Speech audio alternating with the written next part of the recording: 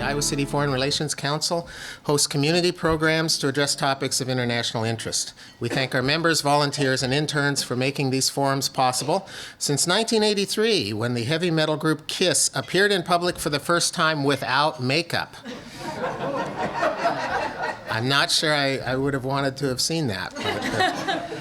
Let me acknowledge our university and community supporters, the University of Iowa's international programs, the University of Iowa Honors Program, the University of Iowa Center for Public Policy, and the Stanley U of I Foundation Support Organization.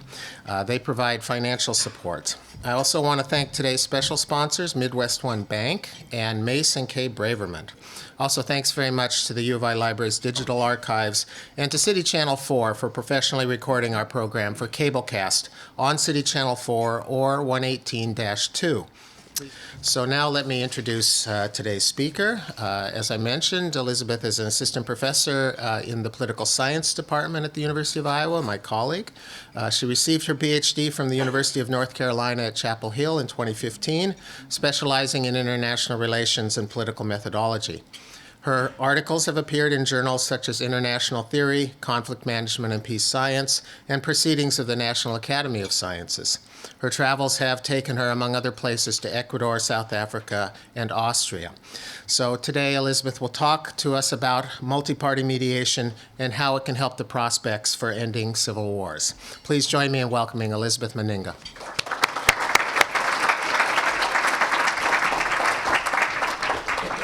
Thank you, Bill, for inviting me to talk in this forum. This is actually one of my first opportunities to talk about my work in a setting like this, so I appreciate the invitation. And thank you all for coming to listen to my talk.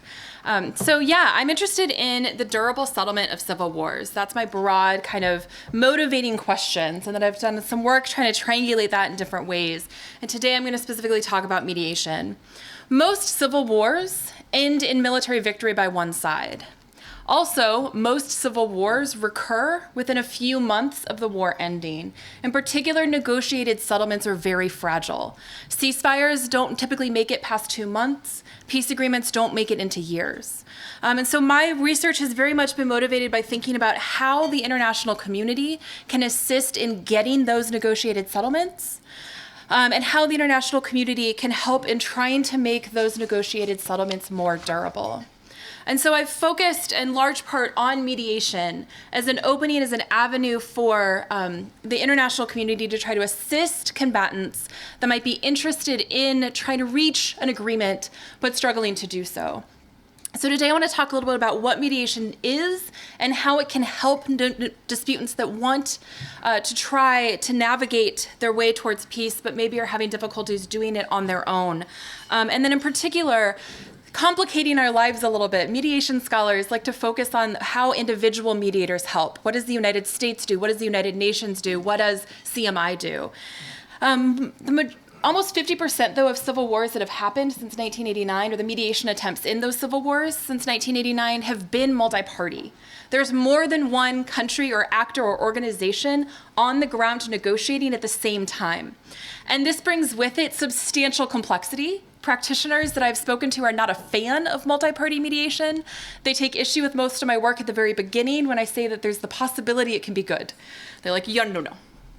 However, I think I may be winning a few of them over, just a little bit. However, it's common. We see it happening anyways. And so since we are seeing multi-party mediation happening frequently, I'm interested in thinking about what the patterns are that make that more effective. So that's going to kind of be the broader kind of overview of the talk. So what is mediation? So Civil War scholars actually debate this a little bit. I was at a conference this past weekend. We had a workshop that I helped organize on mediation, mainly from scholars with one practitioner present as well. And we actually debated the boundaries of this thing that's mediation. However, we do agree on a few things. We agree that mediation has to be voluntary. The disputants have to accept it. It must be something that they say, yeah, we're okay with this. We're willing to do this.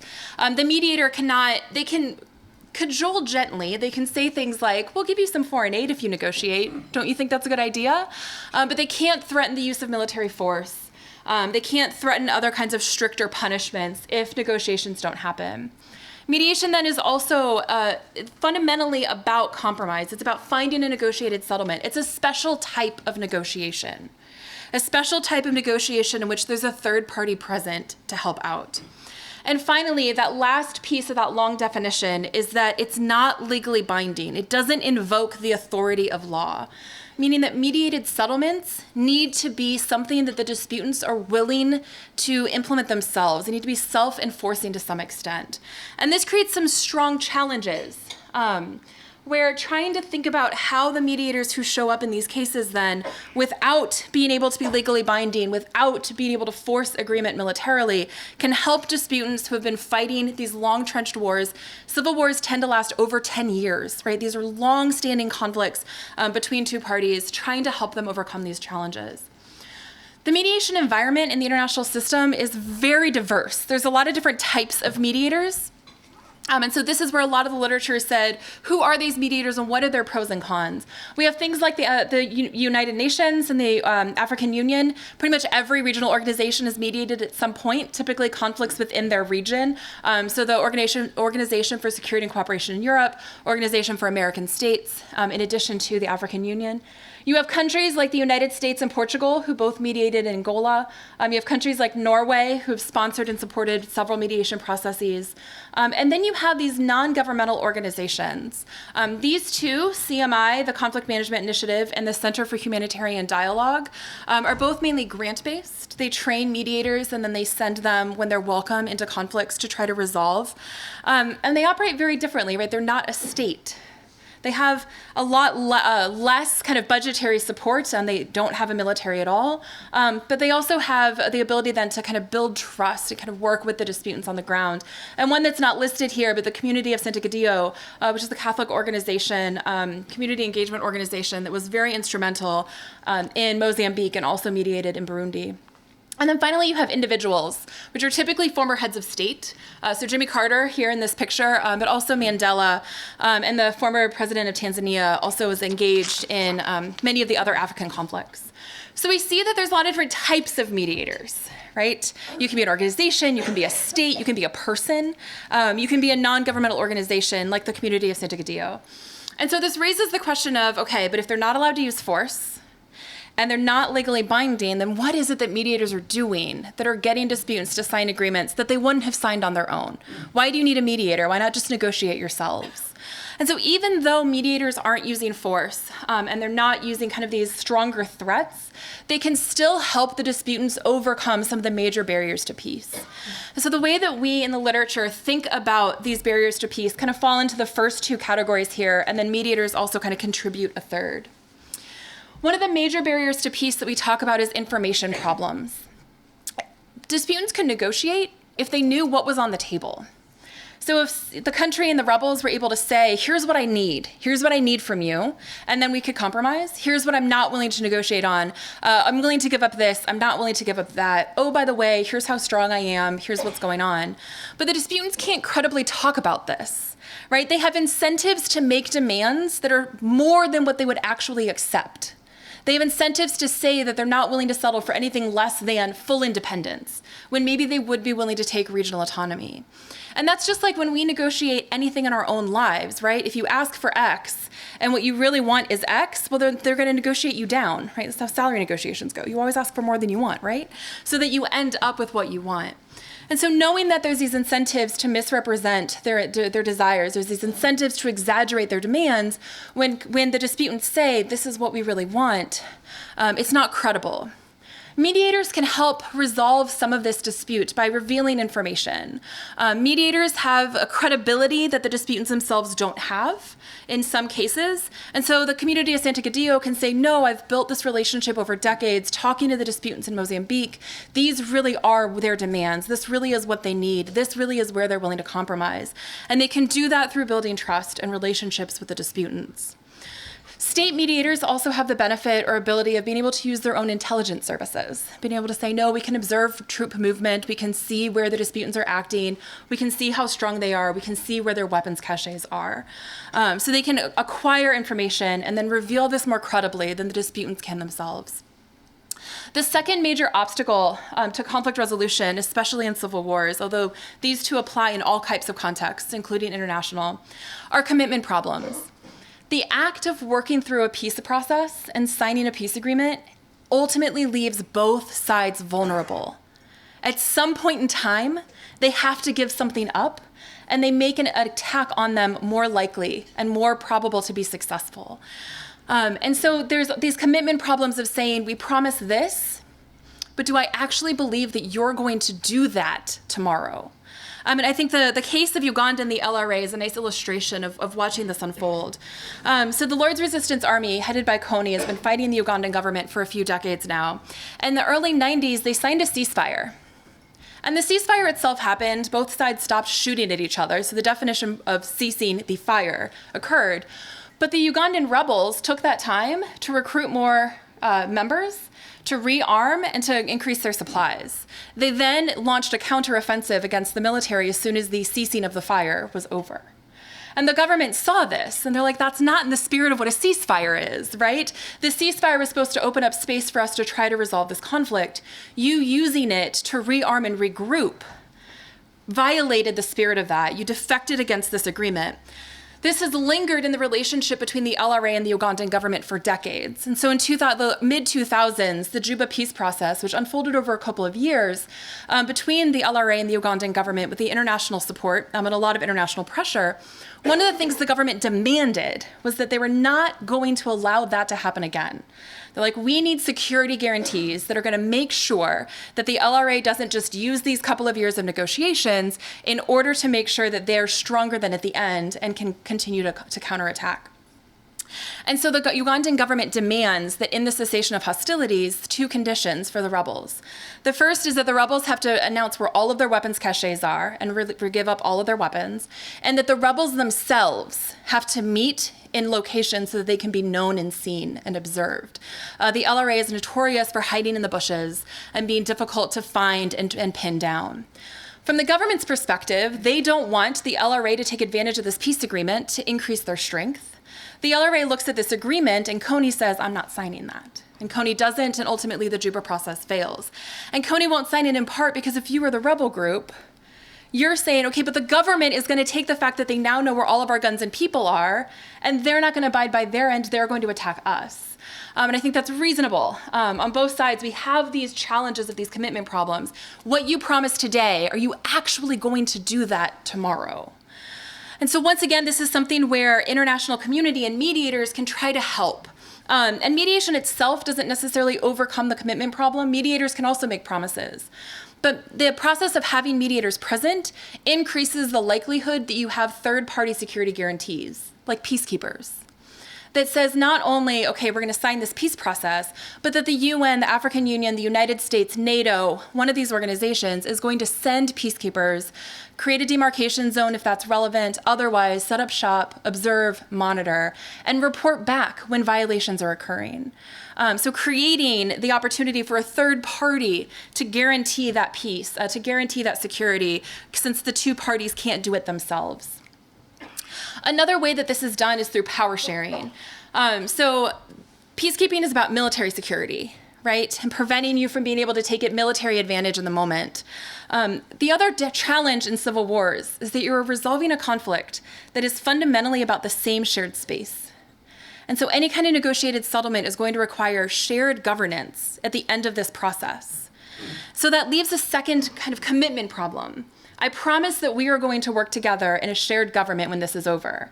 But that doesn't mean that you're actually going to do that, right? Once again, you have incentives to say you will and then to not do that. This is particularly salient in cases where the current government is a minority. And the rebel group represents the majority in some way. If you have free and fair elections, then the current government, the minority, doesn't expect to have a very big role in the post-conflict government. And so power sharing, which is also more common in peace agreements when mediators are present, is a way of trying to institutionalize that and say both sides will be present in the end. When this war is over, you will both have a say in the post-conflict government. You won't get cut out. You won't lose your place at the table. This can happen in sharing cabinets and saying, okay, we're going to make sure that both sides are represented in the cabinet. Or this can happen in saying both sides are going to be represented in parliament. We set aside a certain percentage for each group, and then the rest are at-large states. The final way that mediators can help is by providing political cover. The fundamental act of negotiating with a rebel group legitimizes them. The moment you sit down at the table, you are saying what you are demanding is worth talking about, and I'm interested in talking to you. And this creates a problem for governments who do not want to legitimize the use of violence in order to challenge their authority, right? So governments don't want to negotiate with rebel groups. Having mediators come in and say, well, we're already talking to them, you should too, provides a political cover. It's like, well, the United States is acknowledging the rebel group. The United Nations is acknowledging the rebel group. The African Union is acknowledging the rebel group. Political cover for the government to say, okay, fine, well, then we can talk to them too. Similarly, most agreements require unpopular demands from both sides, typically, but at least one side is going to have to give up something that is unpopular. And they can blame this back on the mediator and tell their constituencies, well, I tried to get more, but the mediator wouldn't let me. And so providing political cover there, allowing for unpopular negotiations, unpopular concessions to go through, and being able to blame it back on the mediator. So my specific question and the puzzles that I've been tackling in my research kind of picks up here. So this is what we know. Mediation does these things. And a lot of the literature has been arguing about what makes for the best mediator, singular. And like I mentioned earlier, more and more often we're seeing that mediation isn't one entity anymore. It's a bunch of actors showing up at the same time. It's multiple mediators. It's the United States and Russia and Portugal and Angola at the same time. They get called the Troika because they're working together. They have these little mini summits. They chat about what they're going to propose in Angola, and then they go meet with the people in Angola and discuss the dispute there. And so thinking about who makes the single best mediator, I think is somewhat limited. I think there are a lot of things that make different mediators better and worse in different cases, but also not one mediator is likely to be able to help with all of these things. The community of Saint Egidio might be able to build trust that allows them to reveal information, but they don't have any capacity to really help with the commitment problems. Whereas the United Nations, or a more powerful country, the United States or Russia, is in a better circumstance, a better position to tackle those commitment problems. And likewise, a state that can give political cover probably needs to be seen as impartial enough or fair enough that you're not just giving in to the other side. And so my question is not what makes the best mediator, but how can we take the different strengths mediators have and blend them together to get the mediation dream team? And ultimately, I argue, and we're only going to talk about balance today for the sake of time, but I look at balancing the biases of the mediators, complementing the different strengths they have in terms of overcoming information or commitment problems or political cover. And then finally, the level of coordination among the mediators. I mentioned earlier that practitioners are somewhat skeptical because if they've been on the ground in a multi-party mediation effort, and they've had to deal with then not only navigating the interests of the disputants, but also the interests of the other mediators. And so to be fair to them, there are many cases where we see that happen, where the inclusion of additional mediators doesn't really help. And Burundi is kind of a poster child for that. Guinea-Bissau also had some of these problems. We have a 13-year conflict in Burundi. Many mediators over the course of these years show up. We have international organizations like the UN and the Organization of African Unity. We have countries like Canada, United States, regional powers like South Africa. The Arusha group is actually a group of neighbors of Burundi who are interested in the conflict. So it's not one entity, it's a whole bunch of countries that are from the same region. Synergies Africa and the Community of Saint Egidio, which are non-governmental organizations. Much of this response seems to impart for some of these entities be a response to not having done anything in Rwanda. And so all of a sudden Burundi, the neighbor to the south, gets the attention. And so people are like, okay, we didn't do anything there, but we can do something to fix this. And so you have a whole bunch of mediators showing up, and this causes many challenges, which we'll talk about in just a minute. But we also have these success cases. I mentioned Angola earlier, although I don't have a slide for it, but Angola is a case where you have the United States, Portugal, the Soviet Union, and later Russia working with the United Nations to resolve a conflict that the United States and the Soviet Union had been invested in throughout the Cold War. And when they're ready to resolve the conflict, they come back as mediators and say, hey, let's talk. And we see that result in a peace agreement that lasts for a little while until elections are held. And then the rebels are not happy with the outcome of those elections and violence restarts. In Mozambique, it's a different group of people. It's mainly neighbors. And then Italy hosts the negotiations with the community of Sant'Egidio playing a long kind of term role here. So it's a different combination of mediators, but we still have a successful case here where Zimbabwe and South Africa and Italy, the community of Sant'Egidio, and you have the United States and the UN kind of playing a background role. They're not officially mediators, but they're there, they're observing, they're saying, yeah, we support this. Negotiating in Rome, we get the Rome Peace Accords, and we have 17 years of peace. Unfortunately, a couple years ago, violence broke out again, but 17 years is a long time for a peace process in a civil war. And so here, we have these different cases of seeing the fact that, okay, practitioners are pessimistic, herding cats. I get that phrase from a title of a Crocker, Hampson, and All book, which is all stories from practitioners. It's a fascinating read. It's people who have actually been on the ground in these conflicts talking about their experiences there. So it's a really huge volume, but each chapter is fascinating. And so they title it Herding Cats, and they're not talking about herding the disputants, they're talking about herding the mediators. And so that's the problem, right? Is if you have to herd the mediators in order to then herd the disputants, then maybe this isn't a good idea. But I see these success cases, and that tells me that there has to be something positive happening here. And so my conclusion is that more is not better. We shouldn't just throw more people at a problem, because then you do have to herd cats. But that we can think about what the challenges an additional mediator creates, and then what the benefits an additional mediator creates, and think about how we balance those. How much additional risk are we willing to accept by having these challenges of multi-party mediation, if it means we get something positive out of it as well? So what are the challenges? So the first is just that there's more interest at the table, right? Mediators have interests too.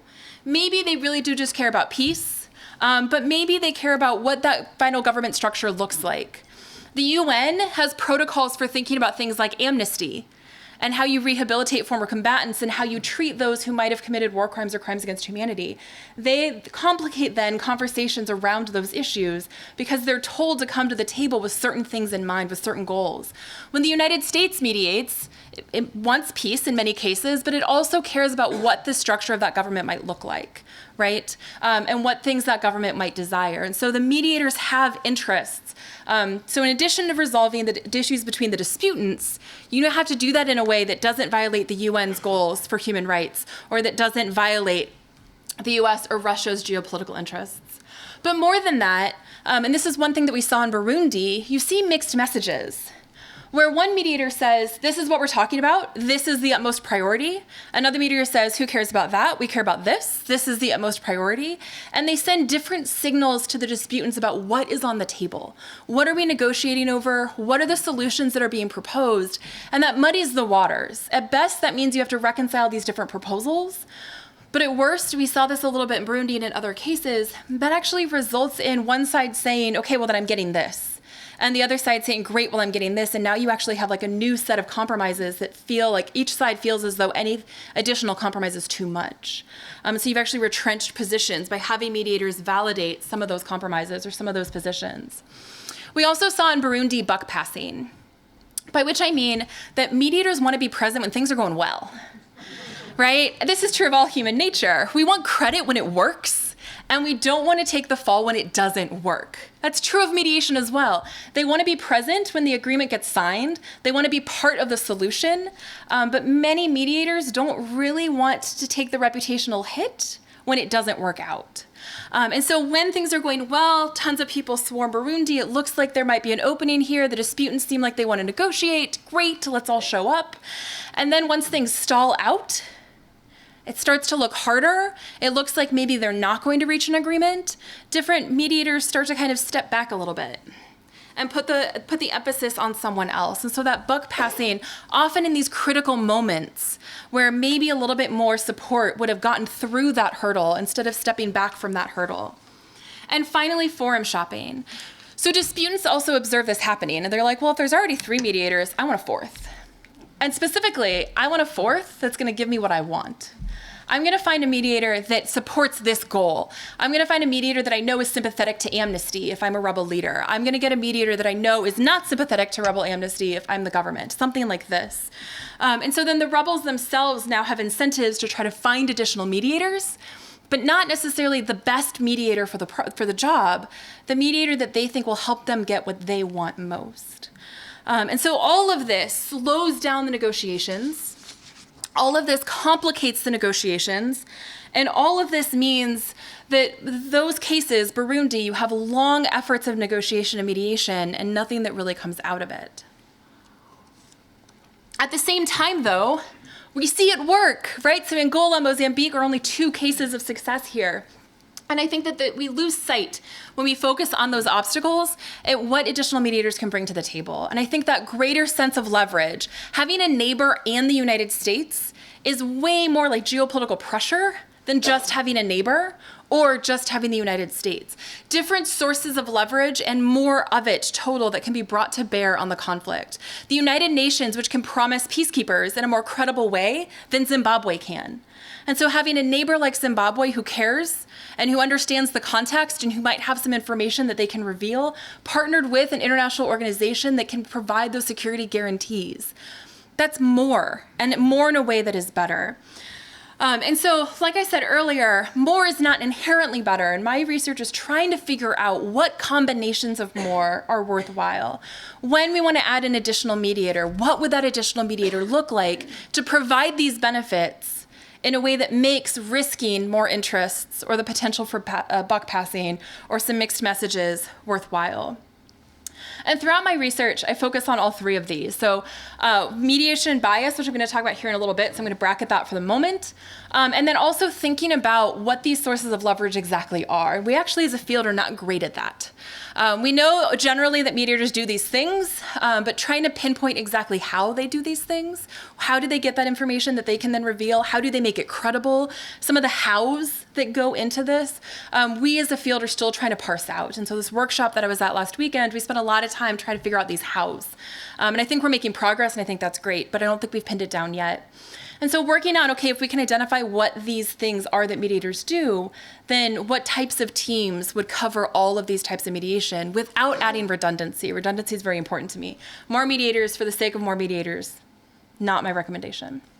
But then also, one of the huge differences we see between Angola and Burundi is the level of coordination among the mediation team, right? In Angola, the Troika get together, they talk, they coordinate their preferences, they coordinate their efforts, they kind of pre-negotiate their own interests, right? The United States was supporting UNITA during the conflict. The Soviet Union was supporting the government, the MPLA. They both have interests in this conflict. But there's some rounds of kind of negotiation amongst themselves. And we don't have much information on that because that's very secret, but we know that they met and we know that they talked. And so that's a coordinated effort instead of just showing up in Angola and saying, okay, now let's talk with you and let's figure out our own stuff at the same time. In Burundi, there's a lot less coordination there, with the exception of the Arusha group, who does have this kind of group structure. Everybody else is kind of coming and going, and they're kind of talking, but not really. And it's these separate peace processes that are just happening all at the same time. And so looking into how that coordination occurs, and when and in what way that coordination can happen to help kind of mitigate the challenges of multiple mediators. But let's talk about bias and balance in a little bit more depth. And I lost my water. So the literature spends a lot of time talking about the role of mediator bias. And this is really interesting because if you ask a practitioner if they have bias, they will tell you that they're not allowed to. That's not a thing. Of course we're not biased. And I think that's true with the individual. I think many mediators are chosen, the individual humans in the room, right, that sit at the table. They're being trained in ways to look impartial, to talk impartially to the disputants, to be impartial. But the reality is that the entities that send them, right, so the United States sending ambassadors, the United Nations sending a special envoy, the entities that send them do have preferences and biases. And so the entities that are sending these representatives, that are shaping their mandate, that are telling them what to negotiate and how to negotiate that, have preferences over how the conflict is resolved. And we think about this predominantly in terms of whether or not those preferences align with one side or the other. And we find some really fascinating things, one of which is that an impartial mediator might not actually be that great in all cases. In particular, because an impartial mediator, so a mediator that has no connection to either side, actually struggles to reveal information credibly. To say, no, really, this is what that side wants. No, really, this is what you need to take. That conveying information credibly when your only goal is peace actually undercuts your ability to reveal information credibly. And also that during the resolution process, that credible commitment part, where the two sides feel vulnerable and they're worried the other side is going to defect, and so they want to protect themselves as well, that impartial mediators don't do a great job at assuaging those concerns. Because impartial mediators have an incentive to let minor violations go. Like, we just want to keep peace going, we just want to keep peace going. Whereas instead, when you have a mediator that's biased, and I could draw this arrow at this point either direction, but for the moment, let's say biased towards the government. When you have a mediator that is biased, and they say, no, the other side is doing what they said they do, that's credible because they're looking out for your interests. They want the same things you want, and so they don't want to let the other side get off the hook. Also, if a mediator biased toward the government says, government of Uganda, this is the best you're going to get, you need to take it, it's more credible because they want the same things you want. So they're not going to over-exaggerate the other side's demands. They're not going to under-exaggerate what you can get. So biased mediators actually have some benefits in trying to reveal some of this information and to help assuage some of these credible commitment problems. It comes with a challenge, though, once again using the case of Uganda, where sometimes cases or disputants say, I don't want that mediator because they're biased. So on the one hand, bias might have some benefits once they're there, but if you don't look sufficiently impartial, they're never going to let you mediate. Remember that mediation is voluntary. The disputants have to say, yeah, that's okay, come on in. And so in the case of Uganda, the LRA rejected the offer from South Sudan to mediate. And they said, nope, the government of Uganda supported you when you were a rebel group, and that support means that you're going to take the government of Uganda's side, and you're not going to take us seriously. You're not going to listen to what we need. And so we see bias kind of have this double-edged sword to some extent, that getting them to the table can be tricky if you look too biased. But then revealing information and providing credible commitments to your side actually improves. Svensson has done some fascinating work that shows us that the direction of this bias actually matters quite a bit. And so mediators biased toward the government are more likely to get an agreement signed. Like, if you have a mediator biased towards the government, you're much more likely to get something on paper with signatures at the bottom. On the other hand, and that's not true with mediators biased towards the rebels, it's just that one direction of bias. On the other hand, mediators biased towards the rebels are much more likely to get those security guarantees we talked about, power sharing, and third-party commitments like peacekeepers to come and be on the ground. And so in addition to maybe being able to resolve some of those commitment problems or reveal information, there's also these different ways that they seem to be approaching the process. And I think it comes back to that commitment concern and the different concerns the two sides have, right? Negotiating with the rebels fundamentally gives them some legitimacy, which gives them more power than they had before. Negotiating, the rebels are concerned about demobilizing. And when we give up our weapons, what does that mean for us? And so including these power sharing promises, including these third-party guarantees, helping assuage some of their fears. Where I come in is saying, great, so we have some work on this, but we see cases like Angola where we have both. And so the United States supports the rebels throughout the war, the Soviet Union supports the government throughout the war, mainly with money and weapons, not so much with troops. The Cold War comes to an end. The United States and Russia are like, well, we kind of want out, but they care enough about their two sides that they don't want to just leave. And so they're like, we want to resolve this war. We want a negotiated settlement so that we can stop sending money and supplies, but we don't want to just back out and let the other side win it all. And so the United States and Russia joined. Portugal had already been trying to mediate the conflict, but it kind of gotten stuck. It wasn't getting very far. And the United States and Russia join in on that process and say, okay, let's try to resolve this. Let's try to create some incentives to negotiate, and in particular, providing security guarantees to their side, and being part of that process of, okay, we're here, and we're not leaving you yet, but wouldn't it be nice if we could reach a resolution? And so putting a little gentle pressure, right, not threat of military force, but gentle pressure on the two sides to come to the table and talk. And so the case of Angola has very much shaped this specific piece of my project, thinking about the role of that balanced mediation. The other piece that comes out of that is that concern that the LRA had, where it said, well, I'm not accepting South Sudan, you're going to side with the government.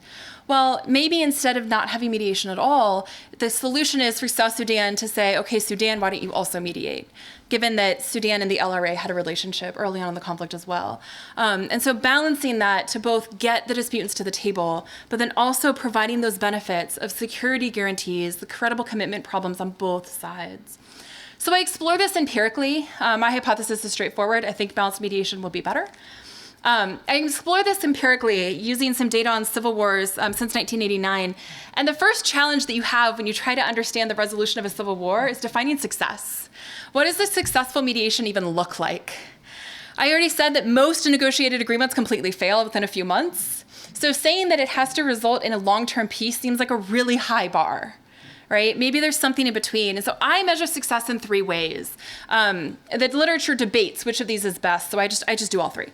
So the first is looking at whether or not they reach an agreement, right? So as the result of the mediation, an agreement, what does that agreement look like? So it can be a full peace agreement, that's the best. It can be complete failure, like they just all go home angry, that's the worst. Or it can be somewhere in the middle, what I refer to as limited commitment agreements. These are ceasefires. For example, we promise to kind of stop temporarily, but we're not done with the war, which is just a temporary pause. The second thing that I look at is whether or not the agreement actually, so once an agreement is signed, that subset of cases, does that agreement actually halt the conflict for any length of time?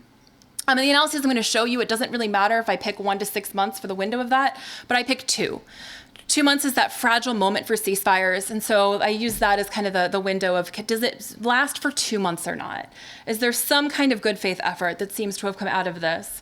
Some temporary pause in the conflict. And then finally, I look at the number of months after the agreement until conflict does recur, right? So Mozambique being a very successful case, we have 17 years of peace. Other conflicts where you get an agreement but it lasts for a day, not being a successful case in that case. I use this nice data set that Doroyan and Berkovich have put together that looks at specifically attempts at mediation in civil wars. Which gives me 283 mediation attempts since 1989. The data ends in 2005. I think they're working to update it, and I cannot wait for that to be done. And then this gives me a total of 78 conflicts. So there's 78 conflicts with 293 total mediation attempts. I then went in and coded who the mediators were. So they gave me some idea. I dug deeper into the cases to figure out who the mediators were in all of these cases and to think about what their biases were as well. And so I think of bias in 2 dimensions. One is physical. Like, did you give them support in the conflict, right? So the United States giving money to UNITA, that's bias. The other is more identity or cultural. Do you have ethnic, religious, political ties with the disputants in a way that you should favor outcomes that favor them as well? And so I code a mediator be biased if either of these are present. Like military bias, like I gave you money or troops, and the cultural bias. We have common identities and common interests then that should shape my desire for you to be successful in this negotiation. For each individual mediator, I do this, and then I aggregate it to the mediation level, because that's the whole point here, is that I want to think about multiple mediators. And so we have balanced attempts, meaning there are mediators biased on both sides, Angola, US, and Russia. You have impartial attempts, the UN, that's it, or the UN and Santa Gadea or something like that, where they have no bias from any mediator. And then there are unbalanced attempts, where you have mediator biased in one direction and not the other. I'm going to spare you from all the regression coefficients. I hope that's okay. So I'm just going to use some pretty pictures. So all of these pictures, the y-axis here is the probability of a certain outcome. And then across the bottom, we have those different categories that I just talked about. And I broke it down into looking at multi-party and single party. So in this case, balanced efforts have to be multi-party, right? To have somebody biased on both sides, you have to have 2. That's fundamentally more than 1. For impartial and unbalanced, they might be single party or multi-party. I didn't want to chuck out all the single party. I wanted to be able to compare to that as well. So we're doing that. The dark blue, single party efforts, only 1 mediator. Multi-party is the light blue, and then balanced, impartial, and unbalanced. This is the probability of getting a comprehensive peace agreement. And we see that balanced mediation efforts are, in fact, more likely to produce a comprehensive peace agreement, and that is statistically significant, if you care about that, when compared to impartial and unbalanced single-party efforts. If we look at the probability of failure, so the exact opposite end of the spectrum, what's the probability the agreement ends in nothing? They just go home angry.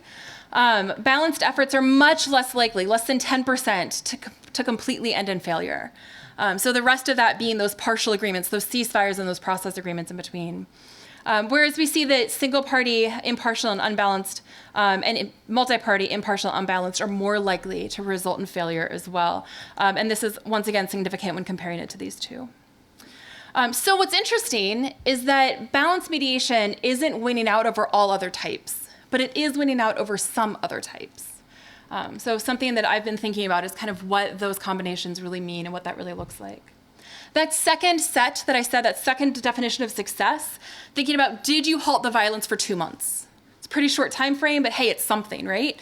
So did you halt the violence for 2 months? Balanced mediation efforts reached 55% probability, a little bit more than that. I think it's 57% probability of reaching that 2-month threshold. So the peace lasts for at least a little while, compared to all other types, which don't even hit 30%. And then that last way of thinking about success, that last way of thinking about the effect that mediator has on the overall duration of peace. And so this is the probability that the conflict is still at peace over time measured in months. So these are months. And so balanced mediation is the top line here. It does better than all of the others. Impartial multiparty, for example, is down here. The only one that is statistically significant is comparing the top black line to this bottom dashed line. And I think that this speaks to a pattern that we already know, which is that resolving civil wars are hard. Mediation is definitely not a panacea, and I wouldn't expect multi-party mediation or balanced mediation to be a panacea, to be a silver bullet that's going to fix everything. But balanced mediation does seem to have a positive effect in the short run. And then things get in the way in the long run. In the case of Angola, the elections became the sticking point. And Savimbi was not willing to accept the terms of the elections. They were declared fair by the international community and all of the observers. Over 90% of Angolans voted, so it was not a low turnout situation here. And yet he declared before the final count was in that if his side did not win, the war was going to start again. He was not willing to accept an election in which he did not win the election.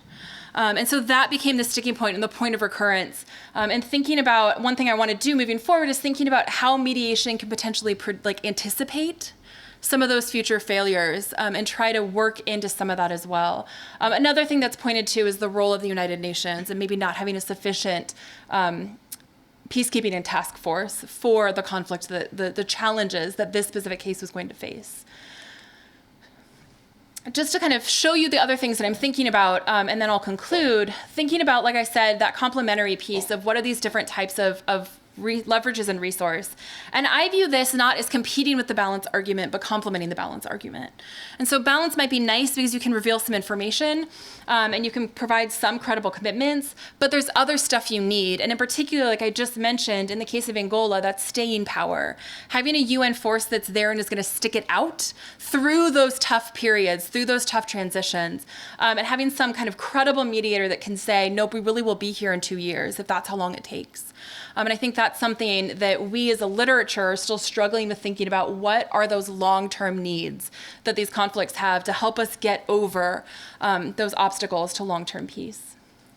So moving forward, there's kind of several things that I want to do with this and that I'm thinking about with this.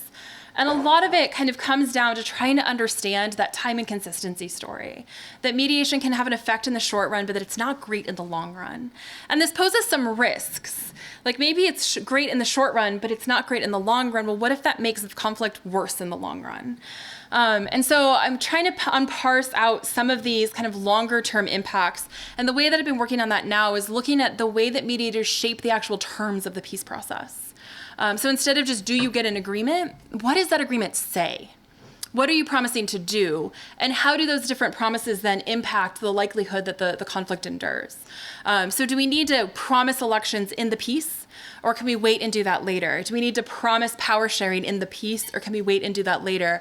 To some extent, it sounds great to put that all into the agreement, right?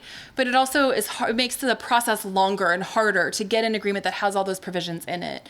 And so which of these provisions are most salient in the moment, and which can be negotiated later? And what does that look like for longer term peace conflict processes?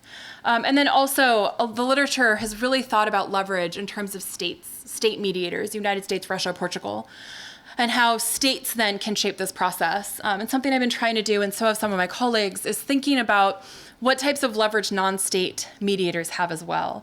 And so the UN has staying power, right? It has peacekeepers, and it can say that it will send them if it wants to. But what is it that the Community of Santa Cadillo or CMI, these non-governmental organizations, Synergies Africa, what are they bringing to the table, and how can we think about how they partner with or work with state or international organizations in the process? And so that's it. I'm happy to take your questions, and thank you for listening.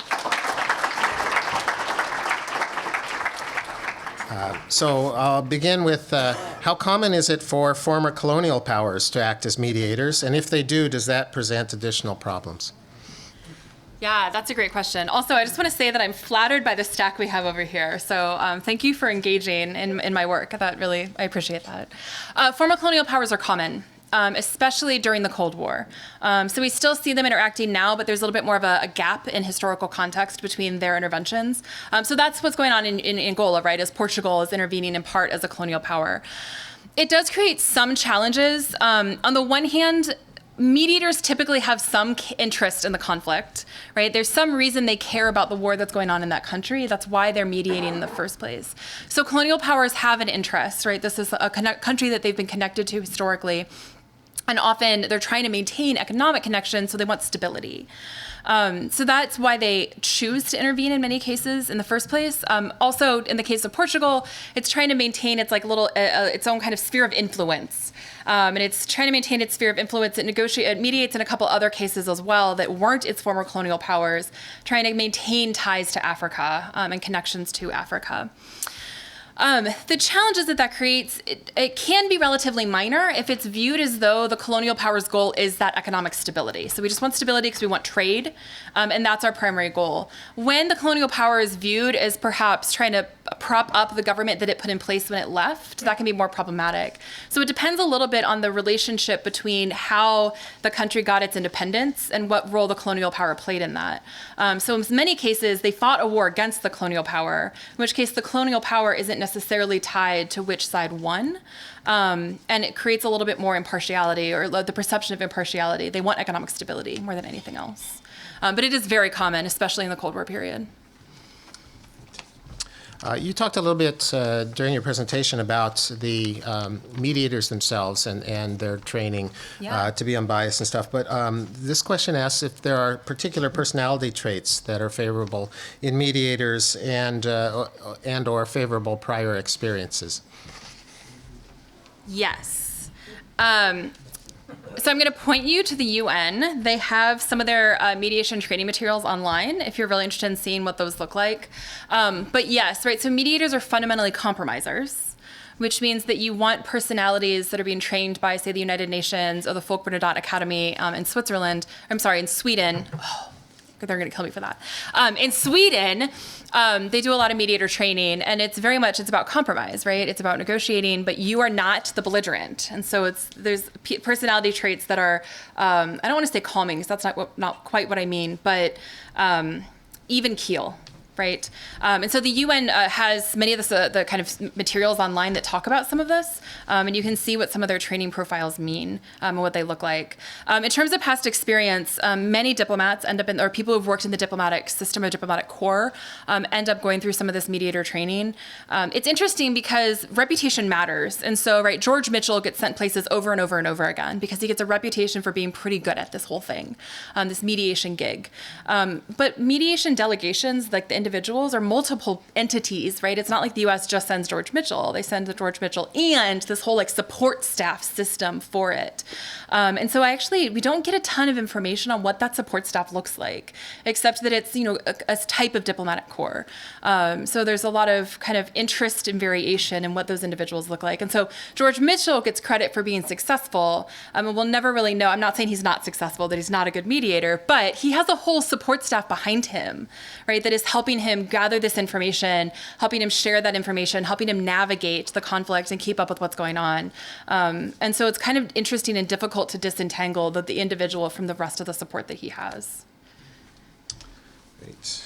So paraphrasing this question a little bit, can you talk about how America's ability to play a good role in mediation is affected by the current developments in the administration and the America First foreign policy? Believe it or not, I was prepared for this question. The State Department matters. I know you have a talk coming in a couple of weeks that's, that says that, the state of the State Department. The State Department matters. If we think about that information story and we think it's relevant and important, then the United States has to know what's going on in the countries it's intervening in, and it has to have connections.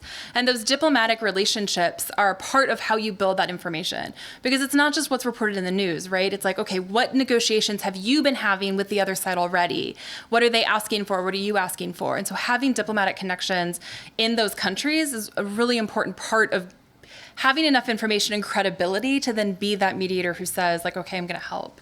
The other thing is that if you care about security guarantees, which I do, I think that they are an important part of the conflict resolution process, then you have to be able to credibly say that you will support like third-party security guarantee processes, some kind of peacekeeping force, which is what the United Nations and NATO and the United States can do really well. And so negating the value of the United Nations, for example, or diminishing the value of the United Nations does not contribute to that, because it doesn't make it credible then when you say, oh, we'll send peacekeepers, but if at the same time you're saying the UN doesn't do anything, that challenges that. So I think acknowledging the importance of diplomacy and the role that diplomacy can play in the State Department and also in those peacekeeping forces like NATO and the United Nations, those are concerning to me from the perspective of conflict resolution when I see those things being challenged. Do you see your work as being transferable to the study of internal or regional conflicts and other kinds of things, for example, Spain and Catalonia? Yes. So what's really interesting about this discipline is that international relations scholars get the moment that it's turned violent or violent enough. We have this like little threshold. Comparative politics scholars, like Professor Pizzi, who was over here just a minute ago, they get it before it hits that point. So right now, Catalonia and Spain is technically a comparative politics question. What's silly about this is that the international relations, like we're the ones who are thinking about once it gets to a certain point. And so I absolutely think that the research on civil wars is salient there. Thinking about like what are the demands going to be and how could, for example, mediation or just other types of kind of international cooperation help prevent that from turning into a civil war.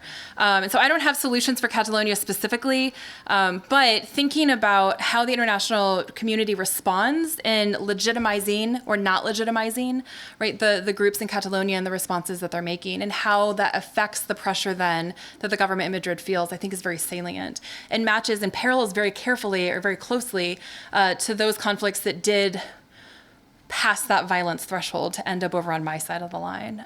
So I think that the line is quite silly, to be quite honest.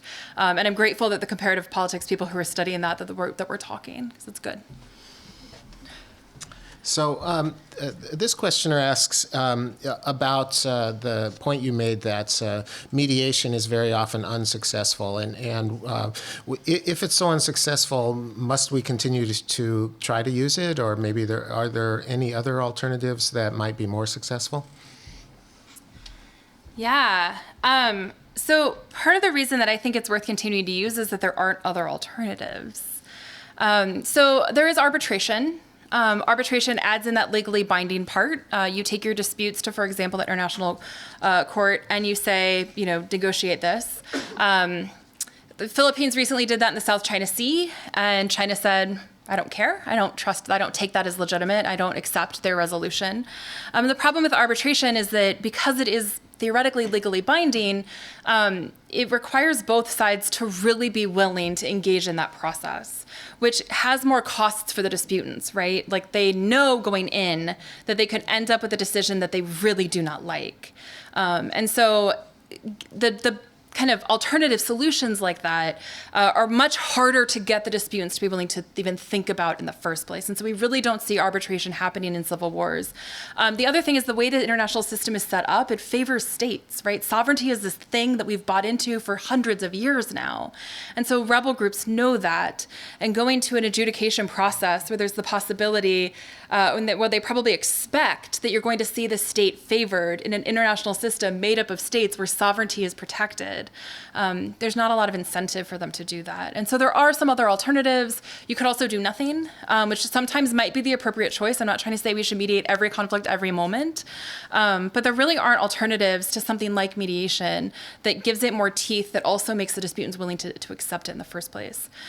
The other problem, the kind of point of mediation failing so often is that it's getting the tougher cases. If the disputants could talk by themselves, they would. And so we do see negotiated settlements that don't have any international intervention, or no, at least this type of international intervention, that don't have mediators present. Sometimes they do sit down and they talk amongst themselves without a third party, and they succeed in that. Mediators are useful when that's not on the table. When, for whatever reason, information, commitment problems, they're not able to reach that negotiation on their own. And so it's getting the toughest cases, which is part of why it doesn't succeed as frequently. But something like adjudication isn't going to be more successful because they're just not going to accept it in the first place. Okay, so this will be the final question, and I've got it's in a very specific format, but I'll ask you to address kind of the broader thing that's implied by it. And by the way, I apologize to all the really good questions that we don't have time to have Elizabeth address. So the wording of this question is, will you be offering your services and expertise to folks in Washington, D.C.? And I want to say that, if I certainly hope the answer in any occupational sense is no, she's going to stay and teach here at Iowa.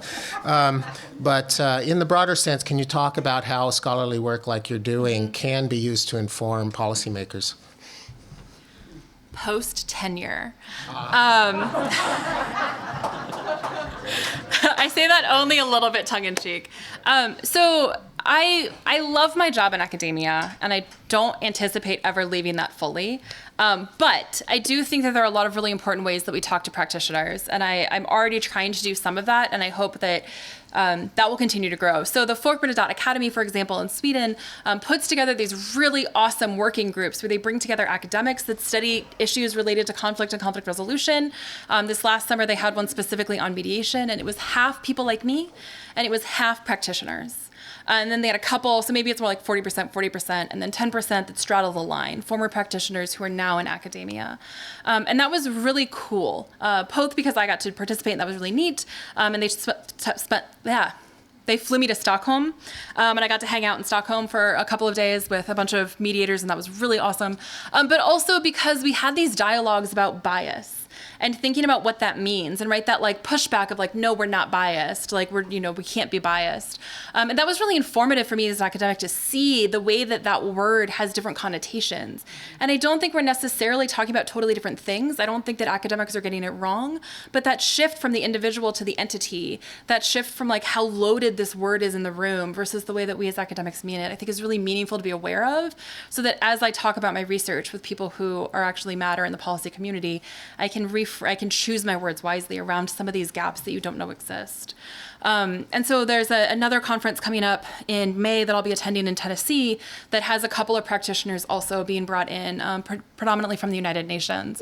And the idea there also, it's broader than just mediation, it's conflict resolution patterns more broadly, but it's also a goal for them to be able to ask us questions, for us to talk about what our research speaks to, but also for us to learn from them what they need, right? So we study things from Iowa that are going on in the rest of the world. They're in the rest of the world trying to figure out what to do with this. And so it's been really neat. I've only had a couple opportunities so far to engage in these kind of back and forth dialogues with practitioners, but I'm really excited about the fact that like University of Tennessee is doing it, that FBA is doing it, that there are opportunities at conferences like Peace Science to bring in practitioners to do this too. And I'm hoping that I keep getting opportunities to talk to them about this work. Great. All right. Well, let me thank our sponsors once more before we wrap up. University of Iowa International Programs, University of Iowa's Honors Program, the Public Policy Center at the university as well, and the Stanley U of I Foundation Support Organization for their generous support. We're very grateful. Today's special sponsors are Midwest One Bank and Mace and Kay Braverman. And thanks, obviously, to City Channel 4 for making our program available to viewing audiences. So, Elizabeth, I'm pleased now to be able to give you a token of our appreciation and what we like to call the coveted Iowa City Foreign Relations Council mug. So, which I have right here. Thank you. Yeah.